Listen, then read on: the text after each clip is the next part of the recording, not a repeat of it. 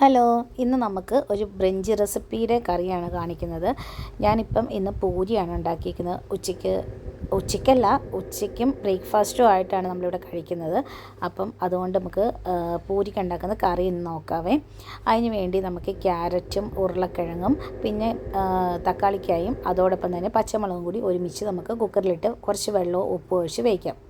പിന്നെ അതിന് ശേഷം നമുക്ക് ഇതിലോട്ടൊരു അരപ്പ് തയ്യാറാക്കണേ. അതിന് വേണ്ടി നമ്മൾ ആദ്യം കുറച്ച് മഞ്ഞൾപ്പൊടി, ഇത് മഞ്ഞൾപ്പൊടിയാണ്, കളറ് ഇങ്ങനെ ഒരു റെഡ് കളറിൽ കാണിക്കുന്നതാണ്. അതോടൊപ്പം തന്നെ കുറച്ച് മല്ലിപ്പൊടിയും ഇതിലോട്ടിടുവാണ്. പിന്നെ നമുക്ക് ആവശ്യത്തിന് വേണ്ട തേങ്ങ ഇടുക. പിന്നെ നമുക്ക് വേണ്ടത് പെരിഞ്ജീരകമാണ്. അപ്പോൾ പെരിഞ്ജീരകവും മല്ലിപ്പൊടിയും മഞ്ഞൾപ്പൊടിയുമാണ് ഇതിലോട്ട് പൊടിയായിട്ടുള്ളത്. ആ സമയം കൊണ്ട് നമ്മളുടെ കുക്കറ് പച്ചക്കറിയൊക്കെ വെന്ത് വന്നിട്ടുണ്ട്. അപ്പോൾ ഞാനിവിടെ അരപ്പ് അരച്ചെടുത്തിട്ടുണ്ട്. എന്നിട്ട് ഈ അരപ്പ് നമ്മളിതിലോട്ട് ചേർത്ത് കൊടുത്ത് തിളപ്പിക്കുക.